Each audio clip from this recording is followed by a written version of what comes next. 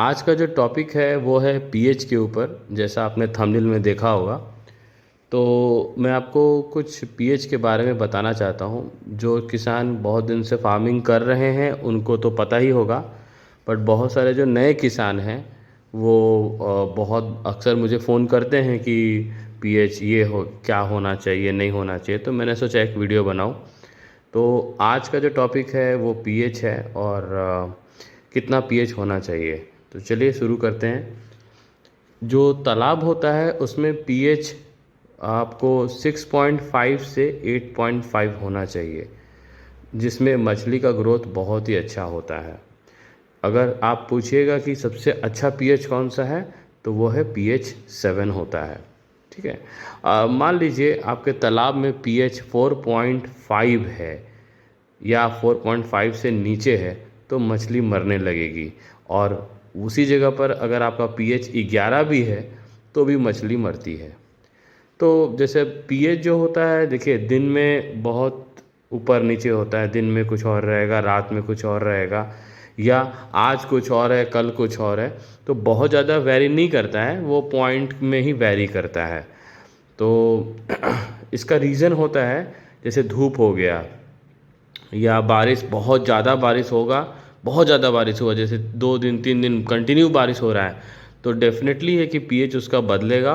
और जितने भी चौटार मछली होते हैं, जैसे आप जो भी चौटार मछली पकड़ लियो, वो सब को जल्दी प्रॉब्लम आता है, क्योंकि वो पीएच पे बहुत डिपेंड होते हैं। होती सभी मछलियाँ हैं, मगर उनको इफ़ेक्ट ज़्यादा करता है। कैटफिश चूँकि ऊपर से आके सांस ले लेती है तो उतना उनको इफ़ेक्ट नहीं पड़ता, बट वो सह लेती हैं जैसा कि है। अब इसमें है कि बारिश का पानी हो गया, अब कार्बन डाइऑक्साइड ज़्यादा हो गया तो भी हो सकता है। पानी में हार्डनेस या फोटोसिंथेसिस ज़्यादा हो जाए, जैसे आपका प्लांटन ज़्यादा बन जाए, तब पर भी पीएच गड़बड़ हो जाता है। तो पीएच का जो लो होना, पॉन्ड में पॉल्यूशन होना भी है। जैसे मान लीजिए आपके पॉन्ड में बहुत ज़्यादा पॉल्यूशन है। पॉल्यूशन जिस तरह से कहते हैं, जैसे ज़्यादा बारिश का गंदा आ जाना, या एयर पॉल्यूशन हो जाना, या मछली का जो वेस्ट होता है वो भी एक पॉल्यूशन ही क्रिएट करता है। या आप खाना ज़्यादा दे रहे हैं और वो खाना सड़ जा रहा है, वो भी पीएच को ख़राब करता है।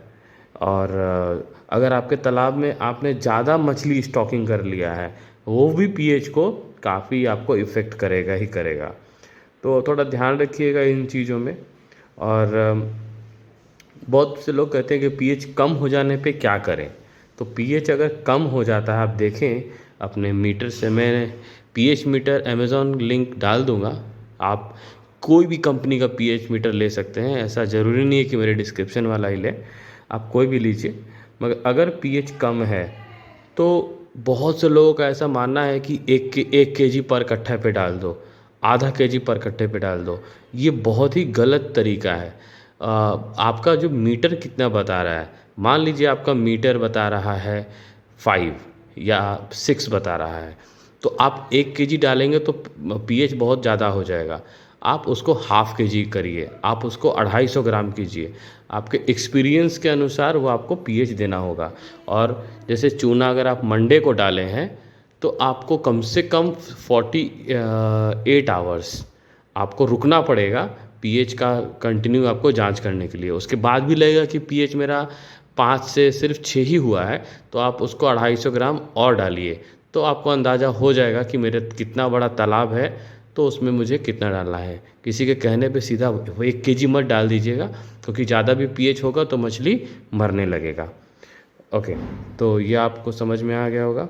आगे बढ़ते हैं। जैसे कि मछली में जो स्टॉकिंग, जब बहुत से लोग बच्चा बहुत ज़्यादा डाल देते हैं, तो उसके वजह से भी बच्चा मरने लगता है। जिसमें आपको देखा होगा कि कुछ प्रॉब्लम हुआ नहीं है, बट फिर भी वो बच्चा मर रहा है।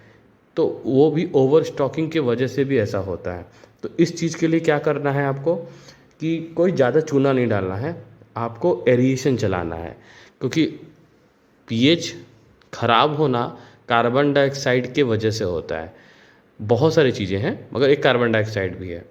तो अगर आप स्टॉकिंग ज़्यादा कर रहे हैं, तो वो बड़ी मछली हो या छोटी मछली हो, तो आप उसमें एरिएटर कंटिन्यू चलाएं, जिससे ऑक्सीजन ज़्यादा बनेगा और पीएच मेंटेन रहेगा।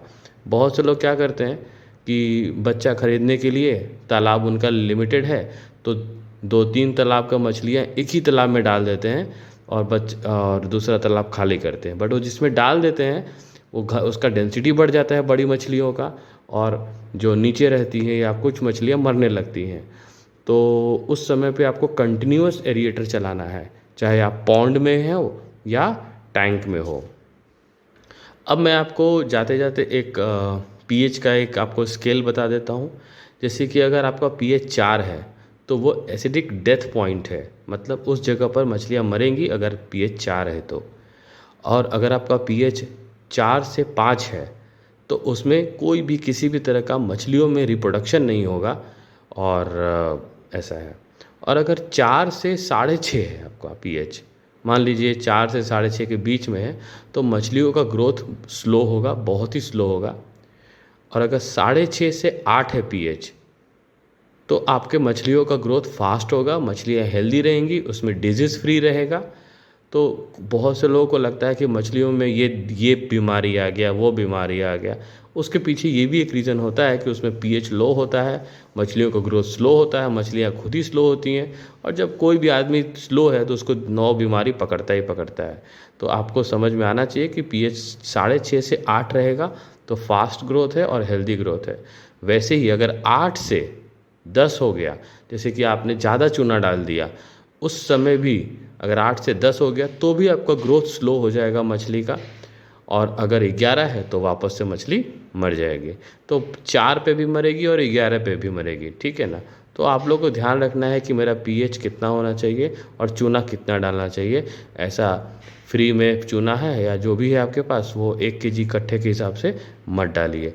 वो 1 केजी कट्ठे हिसाब से कब डालते हैं, जब आप कोई नया तालाब बना रहे हैं, जब उसमें मछली नहीं है, तो पानी को थोड़ा सा टेम्पर करने के लिए लोग डालते हैं। या फिर किसी और तालाब से इमरजेंसी में पानी हम मंगा लिए अपने तालाब में और उसमें पीएच देख रहे हैं बहुत ज़्यादा अनबैलेंस है, तो चूना डाल के पानी को साफ़ करते हैं। या जैसे कि आपके तालाब में ग्रीनरी बहुत बन रहा है, प्लांटन बहुत बन रहा है, ऊपर छाली जैसा जम जाता है बारिश के मौसम में धूप लगने से, तो उस समय भी आप लाइविंग करके पीएच को कंट्रोल कीजिएगा, वो एल्गी ख़त्म हो जाएगा। अब आप एक एक्सपेरिमेंट कीजिएगा और मुझे कमेंट कीजिएगा। अपने तालाब का पानी लीजिए, कम से कम अगर आपका 4-5 तालाब है तो उसमें से पानी लीजिए और बॉटल में अलग अलग हर तालाब का, और उसमें कुछ कुछ 1-1 चम्मच चूना डाल के देखिए कि उस तालाब के पानी में आपने चूना डाला है एक उस बॉटल में, तो उसका रंग क्या हुआ। डेफिनेटली जो पानी बहुत ही ग्रीन होगा उसमें चूना डालिएगा तो पानी बिल्कुल क्रिस्टल क्लियर हो जाएगा, साफ़ हो जाएगा। इससे आपको अनुभव होगा कि हाँ कितना मुझे कैसे करना है, ठीक है। और भी कुछ आपको अगर जानकारी चाहिए, वीडियो बहुत लंबा हो जाएगा, तो आप मुझे कमेंट कीजिए, मैं आपको आपके दूसरे वीडियो में ऐसे ही बहुत ही इन्फॉर्मेटिव चीज़ आपको बताऊंगा, ठीक है। Thank you.